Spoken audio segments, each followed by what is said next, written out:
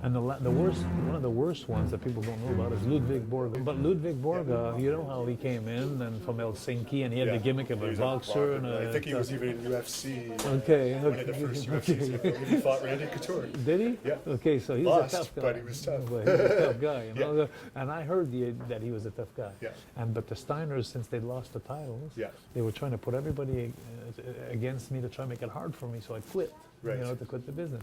And so they went one night in Detroit, and we were at the hotels, and they came and they slashed the tires on the rented car they had of Ludwig. Right. So the Steiners went. Steiners They cut to Ludwig. Okay. But then during the day in the gym, they went to see Ludwig and they say, hey, we don't want to stooge, we don't want to say on anything, but the guy, we saw the guy who did it, I don't know who it is, but the guy has a brown Lincoln. Right. And so there we are coming to the gym with the brown Lincoln, you know, and so the word they're starting to spread the word that we did it. Right. To him because we didn't like him because he's foreign like us. And you guys were not ribbers. We weren't even ribbers, and we weren't even in the same matches. We had nothing to do with each other. There was a certain respect there. So so now the word is out. So now when they said that to him, the Steiners came up to see Carl, and they said, Carl, watch it tonight when you get in the dressing room, because when you get in the dressing room, Ludvig Borga is going to jump Jacques.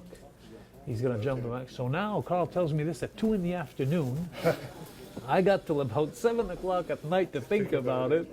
I'm going to get beat up by Ludvig Borga for something I didn't do. Right. You know, so I called Vince. I actually called Vince. Tony Garea. I called Tony Garea, and I told Tony Garea to call Vince. And I says, Vince, something's going to happen tonight. But I said, I want you to know it's not my fault. And I said, I'm not going to step down. Right. I just want you to know if there's something happens tonight, because I just had the thing with the Bulldog. So I said, I want you to know I'm not going to step down. So whatever happens, I'm not the cause of this. And I said, I don't want you to stop it. Right. I'm not calling you to put a stop to it. Let it happen. Yeah.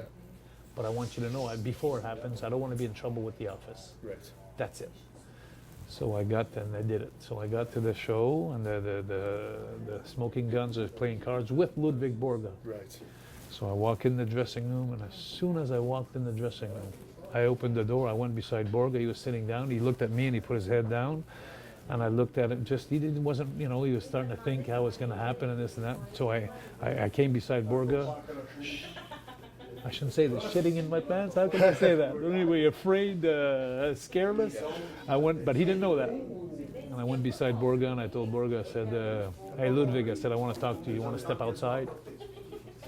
I don't know where I got the courage to do that, but anyway, so he looked at me and he said, he put his head back down and he says, no.